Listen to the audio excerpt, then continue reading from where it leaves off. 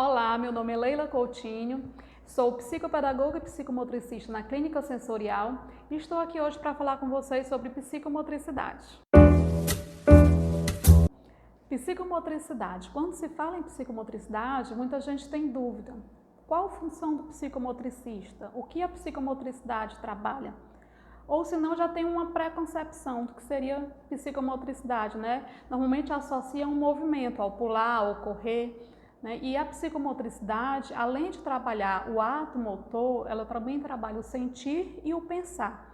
Então, é uma ciência que une as habilidades cognitivas, afetivas e motoras, de acordo com a etapa de idade de cada indivíduo. Por exemplo, na faixa etária de 0 a 1 ano de idade, nós podemos estar observando algumas características, né? Como se ele acompanha algum objeto que seria de interesse dele, se ele consegue rolar, se ele rasteja, né? Se ele engatinha. Ele consegue explorar alguns ambientes que não são próprios, não são conhecidos dele. Na infância, que vai dos 2 aos 6 anos de idade, a gente pode observar algumas características, como aos 2 anos, ele sobe degraus, ele corre, né? Aos 3 anos, ele forma uma frase. Aos 4, ele consegue pular com um pé só. Aos 5 anos, ele imita pessoas da sua vida diária, né, o pai, a mãe. Aos 6, ele é capaz de expressar e de dizer as suas preferências. Se a criança ela não consegue alcançar essas habilidades ou desenvolver de uma forma mais correta aos seus pares, a sua faixa etária, isso me remete que ela teve alguma falha nesse desenvolvimento motor nas fases iniciais de vida, né? Então, o que é sugerido entre os profissionais? É que essa criança sofra uma intervenção precoce. Quanto mais cedo eu fizer a intervenção nessas dificuldades que ela apresenta, melhor e mais rápido elas podem ser sanadas.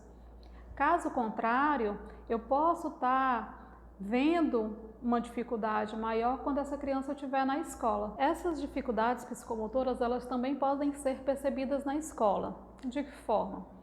Às vezes aquela criança que não consegue ficar sentada na forma correta, né, com a postura correta, ela está ligada com a questão psicomotora, com a questão atencional.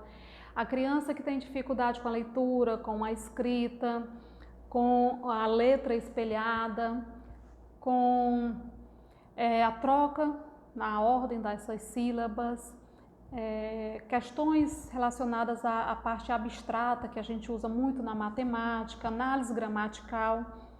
Tudo isso são questões que às vezes você pensa que é de cunho só acadêmico e na realidade eles podem ter um fundo psicomotor.